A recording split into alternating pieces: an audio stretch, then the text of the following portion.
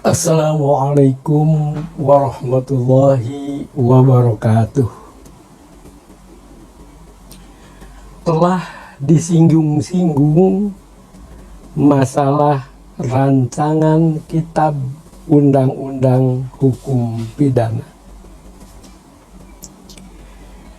Saya ingin turut serta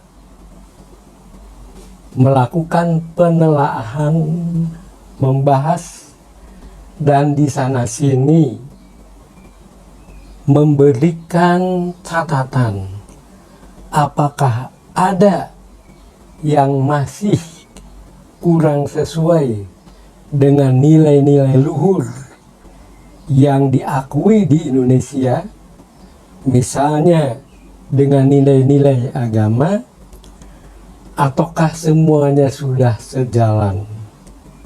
Dan di belakang uraian ini nanti insya Allah akan disampaikan hasil kajian itu dan mungkin disertai dengan saran-saran. Rancangan kitab undang-undang hukum pidana Indonesia bagi saya dan mudah-mudahan juga bagi seluruh rakyat Indonesia ini suatu hal yang menggembirakan, bahkan sangat menggembirakan. Karena apa? Sudah 77 tahun Indonesia merdeka, baru mampu bisa sempat melakukan rancangan kitab undang-undang hukum pidana untuk mengganti hukum pidana lama warisan penjajahan Belanda. Ini suatu prestasi, suatu kemajuan khususnya di bidang hukum yang mudah-mudahan nanti berikutnya disusun pula rancangan kitab undang hukum perdata, kitab undang-undang hukum dagang, dan juga masalah-masalah atau bidang-bidang lainnya.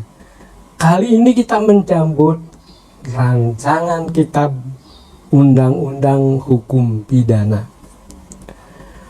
Cukup tebal naskahnya, terdiri dari buku ke-1 aturan umum pasal 1 sampai dengan pasal 187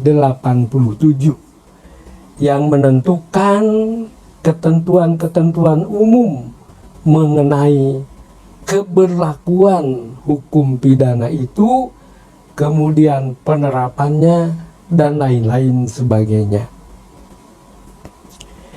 Disambung dengan buku kedua mengenai tindak pidana. Berbagai macam tindak pidana disebut, diatur, dirinci di dalam bab-bab yang terkait. Dan ini merupakan bagian yang sangat besar, terdiri dari bab 1 sampai dengan bab 37. Buku kedua, judul pokoknya tindak pidana. Pasal-pasalnya sangat banyak. Pasal 188 sampai pasal 632. Cukup banyak. Karena ini isinya tindak pidana yang macam-macam sekali dan diuraikan ke pasal-pasal dan sub-pasal. Lalu bagian ketiga dari kitab ini adalah penjelasan.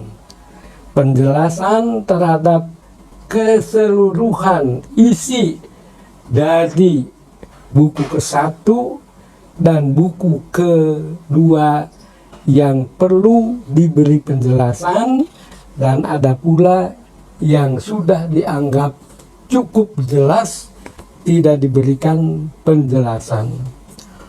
Buku kedua mengenai tindak pidana itu antara lain tindak pidana terhadap keamanan negara, tindak pidana mengenai martabat presiden dan wakil presiden, tindak pidana terhadap negara sahabat, terhadap lembaga legislatif dan pemerintahan, tindak pidana yang mengganggu ketertiban umum. Ada juga bab 7, tindak pidana yang dilarang di bawah judul besar agama, sekitar agama, perlindungan terhadap agama, perlindungan dan kebebasan beragama bagi umat beragama, larangan mengganggu peribadatan keagamaan, larangan mengganggu, merusak fasilitas-fasilitas keagamaan, dan lain-lain.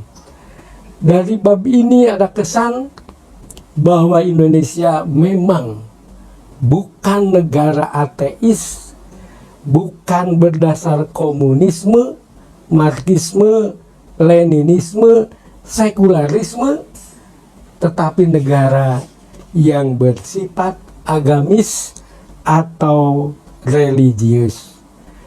Dan bab-bab berikutnya masih sangat banyak lagi. Insya Allah pada kesempatan yang akan datang, paling tidak bab-bab tertentu akan dikaji atau dibahas. Wassalamualaikum warahmatullahi wabarakatuh.